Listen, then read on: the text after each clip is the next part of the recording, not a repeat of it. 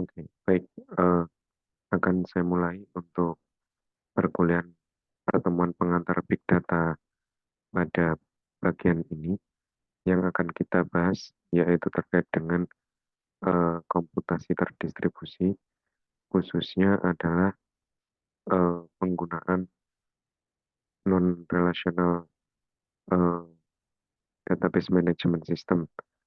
Nah, eh, pada pertemuan sebelumnya kita sudah bahas seperti apa relational database management system, di mana eh, relational database management system tersebut memiliki beberapa keterbatasan, yaitu eh, jika aplikasi tersebut sudah memiliki skala yang lebih besar dan mungkin juga dengan user yang lebih banyak, apakah kira-kira relational database management system tersebut bisa eh, melayani kebutuhan tersebut.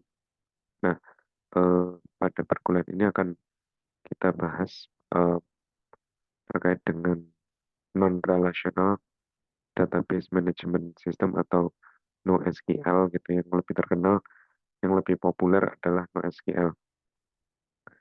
Nah, jadi basis data non-relational ini atau NoSQL ini eh, berbeda dengan eh, relational database atau relational basis data management system.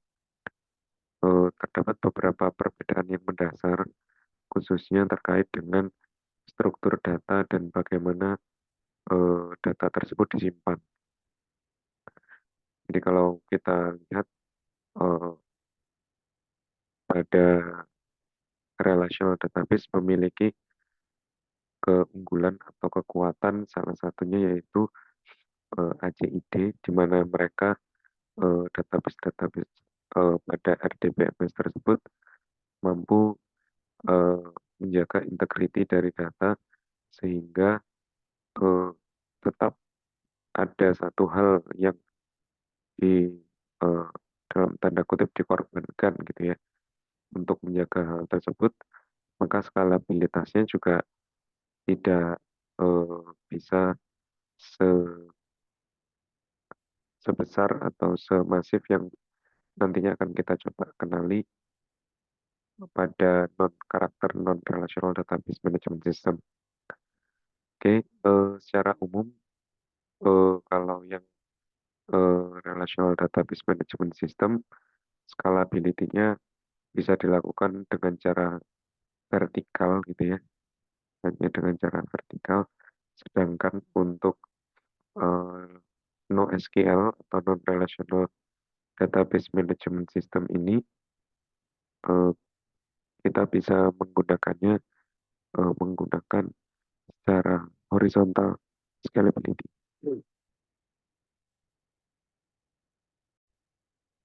Nah, apa itu perbedaan antara horizontal scalability dengan vertical scalability? Tentunya kalau yang vertical scalability definisinya sama dengan proses scalability pada hardware atau eh, pada sistem yang mungkin sebelumnya sudah pernah kita pahami gitu ya. Artinya vertical scalability itu memiliki keterbatasan, yaitu pada titik tertentu kita sudah tidak bisa lagi melakukan proses scaling tersebut. Sedangkan pada horizontal scalability ini eh, kita tidak kita tidak menambah kapasitas hardware atau kemampuan dari server tersebut, melainkan eh, menggunakan hanya dengan menggunakan eh, komoditi hardware atau komputer yang mungkin skalanya tidak terlalu besar, namun bisa digunakan untuk digunakan secara bersama-sama atau paralel. Jadi eh, untuk NoSQL atau non-relational ini memungkinkan kita untuk melakukan proses scalability secara horizontal. kemudian perbedaan yang kedua adalah terkait dengan model data dan data query. Ya, sudah jelas kalau model datanya ini bukan relasional, sehingga tidak ada eh, aturan atau mungkin kewajiban untuk menerapkan atau mengimplementasikan suatu tabel itu memiliki hubungan relasional dengan tabel yang lain. Dan juga di sini tidak membutuhkan skema. Artinya seperti yang mungkin di pertemuan sebelumnya, bahwa skema dari eh, relational database itu harus didefinisikan di awal. Sedangkan kalau pada SQL ini kita tidak perlu menjelaskan di awal skemanya seperti apa, gitu ya. Terus self-describing data ini maknanya adalah tanpa adanya skema yang formal atau baku, kita bisa eh, data atau sebuah baris data atau sebuah entitas data itu bisa eh, bisa secara langsung menjelaskan dirinya sendiri seperti apa. Kemudian desain yang persisten artinya penyimpanannya juga eh, dilakukan eh, pada storage gitu ya. Artinya tidak eh, tidak volatil. Dia dapat menyimpan secara persisten. Kemudian antar muka ini yang mungkin sedikit berbeda dengan eh, relational database.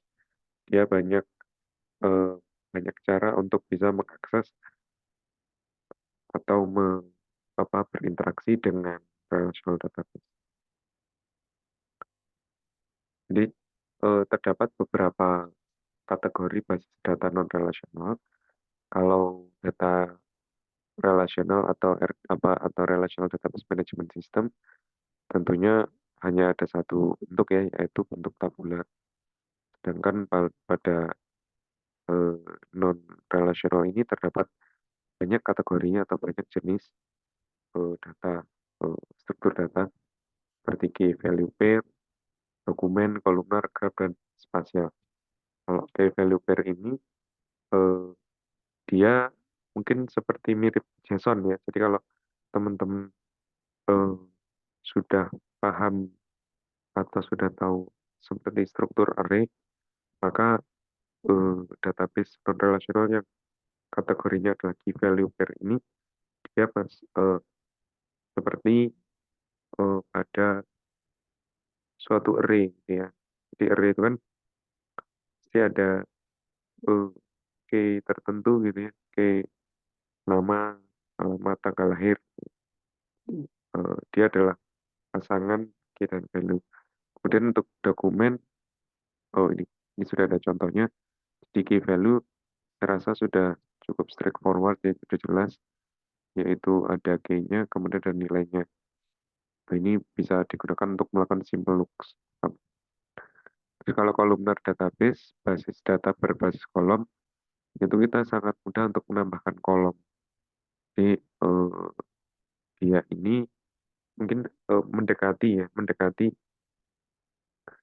mendekati eh, data tabular. Artinya, tapi di sini dia bukan berorientasi baris, tapi berorientasi kolom. Itu. Kalau ini ada contoh beberapa project open source untuk kolumnar database seperti HBase, Apache, Cosmos DB, dan Cassandra. Ini adalah key value tadi. Oke, jadi terdapat beberapa eh, teknologi atau implementasi yang bisa kita gunakan untuk NoSQL yang berbasis key value, yaitu ada Bazo Technology dan Microsoft.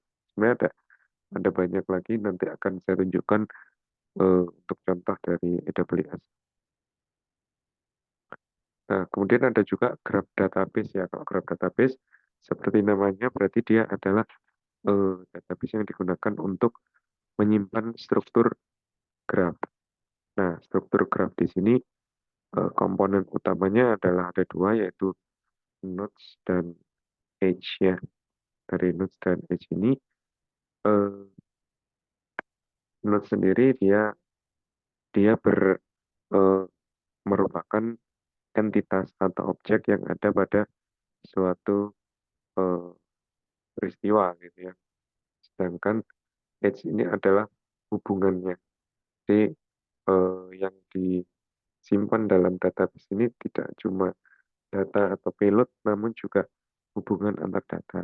Tentunya tidak semua data itu bisa kita kita pilih gitu, simpan di graph database. Misalkan tidak seperti itu ya, tapi tergantung dengan data ataupun use case yang ingin dicapai, atau goal yang ingin dicapai. Contohnya ada Neo4j atau Azure Cosmos DB Graph. Oke, kemudian ini yang lebih spesifik lagi yaitu spatial database atau database yang menyimpan data spasial atau suatu area gitu ya. Nah, di sini terdapat data yang bisa disimpan adalah bisa data spasial, ada GPS, objek, dan lain-lain. Ini untuk menyimpan data-data terkait dengan koordinat geografi suatu area.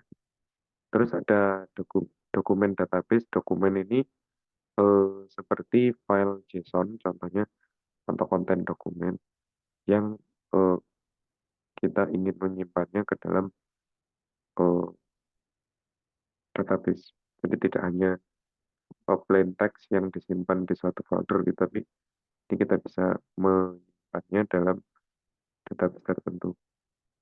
Dan di sini kita juga bisa melakukan query ya, query tertentu pada menu dan lain-lain.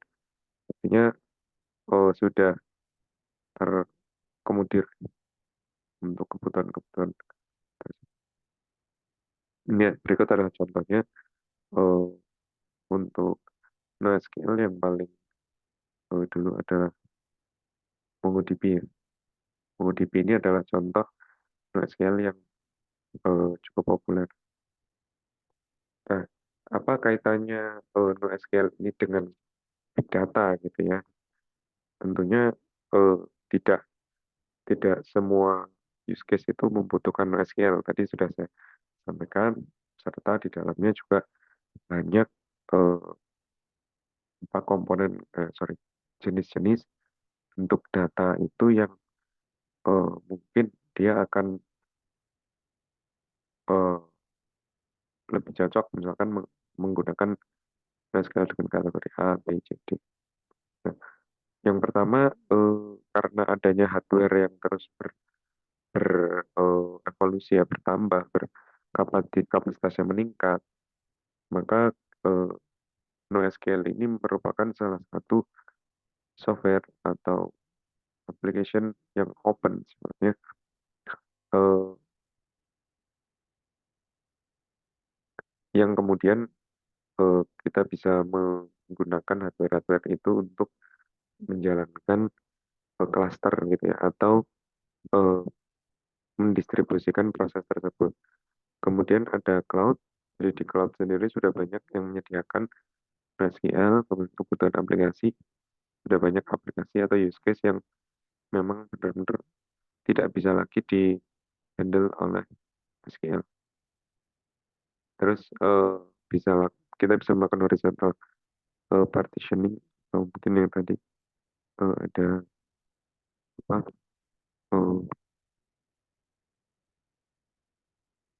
scaling gitu ya. Scaling pada secara horizontal, dan yang terakhir adalah data yang cepat. Oke.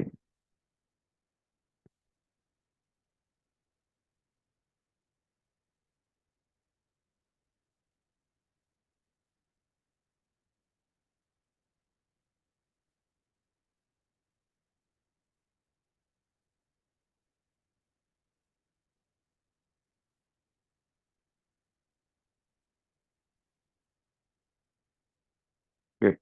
Nah, ini adalah salah satu produk NoSQL yang ada pada AWS, yaitu Amazon DynamoDB. Nah, mungkin sebelum ke kita memahami eh, lebih lanjut gitu ya apa itu SQL, ini ada contoh ya. Contoh perbedaan basis data relasional versus non-relasional. Nah, untuk yang relasional atau SQL eh, memiliki karakter yang pertama penyimpanan data pada barisan kolom.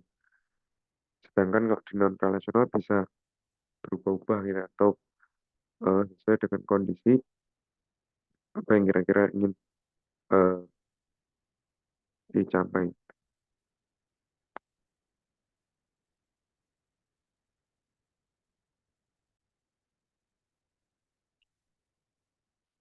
Kalau kita lihat untuk skema gitu ya, yang membedakan antara relasional dan non-relasional adalah skema pada relasional ini bersifat fix. Artinya bukan berarti tidak bisa berubah ya, tapi untuk merubahnya itu harus dilakukan secara terpisah prosesnya.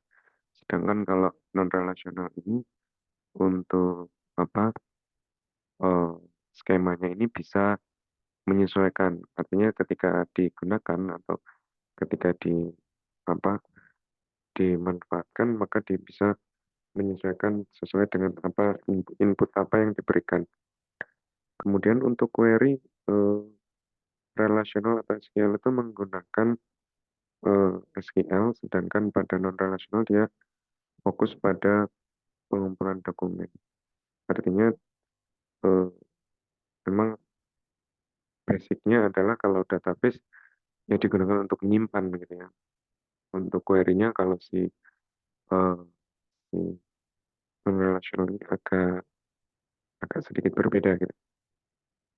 Ini adalah contoh untuk relasional eh, berupa tabular gitu ya, ada 4 kolom, barisnya sama.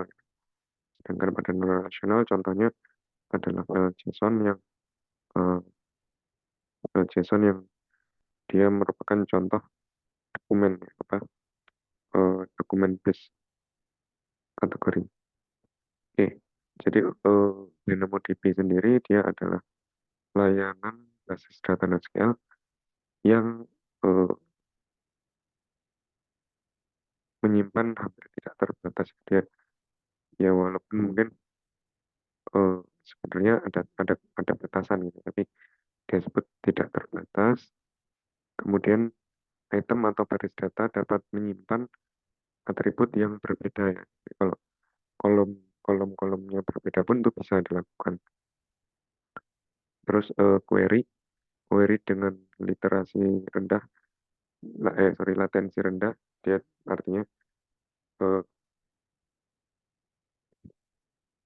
bisa melakukan query dengan sangat cepat gitu ya.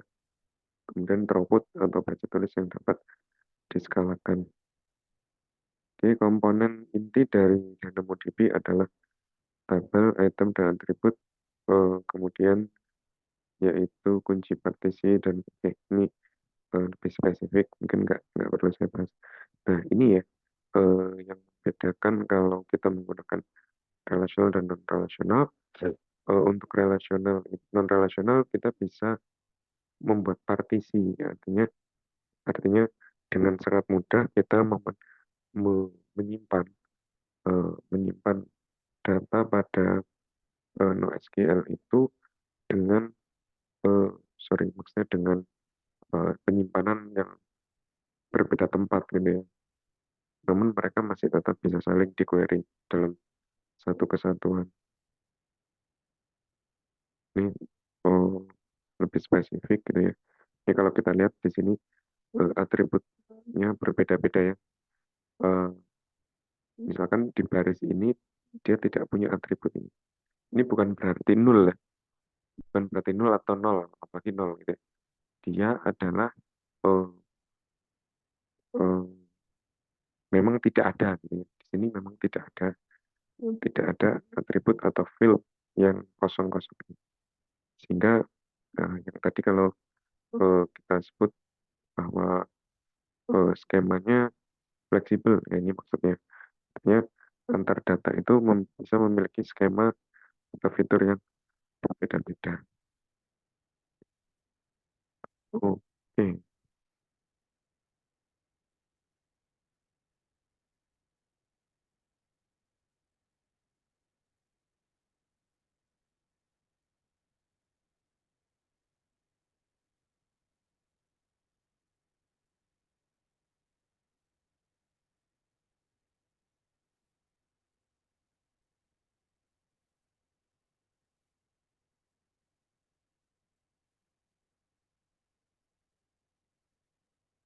Oke.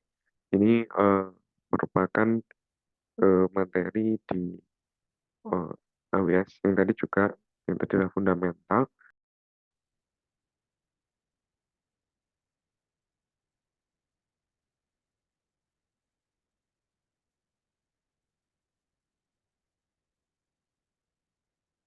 Oke, jadi, ini adalah beberapa, eee eee, keuntungan dari non relational jika kita menggunakan DynamoDB ya, dia fully managed, artinya kita bisa me-manage atau, eee, yang me-manage adalah si AWS-nya, sehingga kita tidak perlu, repot untuk, eee, mengelola server itu. Oke, nah ini ya, eee, penjelasan yang lebih komprehensif terkait dengan data model, salah satu contoh data model yang ada pada NoSQL secara umum, yaitu atribut yang fleksibel serta, apa namanya, eee, skema yang tidak perlu ditentukan di awal. Ini kalau kita lihat, ini sebenarnya baris data atau partisi di mana, eee, atributnya ini tidak selalu sama ya, tidak selalu sama di sini. Ini yang membedakan antara SQL dan NoSQL. Oke. Nah, ini contoh use case yang, bisa kita gunakan, yaitu adalah, menyimpan data untuk game server ya. Jadi game server itu, eee, tentunya butuh menulis dan membaca dengan cepat. Artinya kita tidak bisa mengandalkan, eee, kecepatan dari relational database yang cukup terbatas. Jadi ini adalah sebuah trade-off di mana, eee, di mana kita bisa me kita bisa me eee, menggunakan ya, menggunakan, eee, relational database itu untuk keperluan yang memang benar-benar memanfaatkan, eee, fitur integrity data yang dimiliki oleh relational. Contoh aplikasi perbankan itu lebih cocok ketika kita memanfaatkan relational database dan lebih tidak cocok kalau kita menggunakan NoSQL. Artinya di sini, butuh, akses baca tulis yang cepat. Atau yang kedua adalah temporary data online chart. Kalau misalkan, teman-teman berbelanja online gitu ya, misalkan, itu, akan tunjukkan, kalau kita sebelum membayar itu kan dimasukkan keranjang. Nah, memasukkan keranjang kan sebenarnya temporary ya, belum tentu kita membelinya. Nah, salah satu use case-nya adalah, eee eee, penyimpanan data di keranjang tersebut itu dilakukan pada sistem NoSQL. Oke, oke,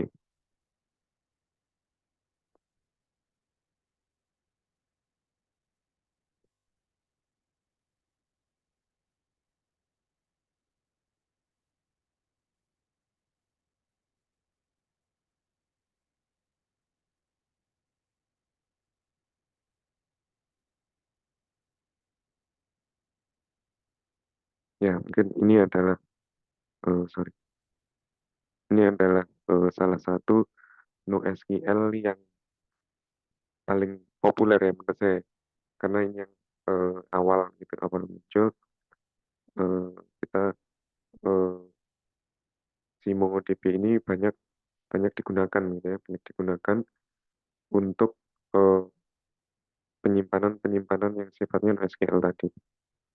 Banyak keunggulan, yaitu salah satunya karena dia adalah dokumen base, maka, eee, dia bisa menghandle untuk full search query pada dokumen teks.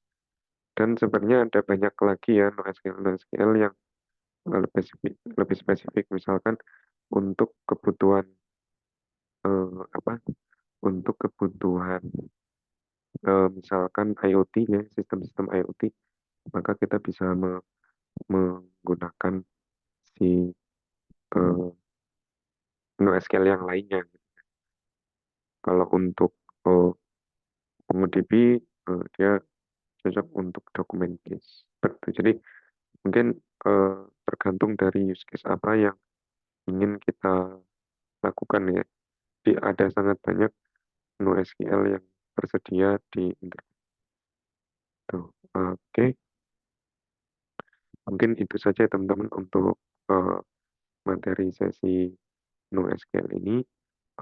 Untuk tugas silakan nanti dilihat pada Root, yaitu, eee, masing-masing mahasiswa wajib mengajukan satu pertanyaan di Root, untuk nilai keaktifan, dan juga jika ada mahasiswa lain yang bisa menjawab, silakan. Jadi kalau misalkan ada teman yang menjawab, silakan dijawab juga di forum di Root tersebut. Itu akan menjadi, penilaian pada mata kuliah ini. Oke, cukup sekian saya akhiri. Assalamualaikum warahmatullahi wabarakatuh.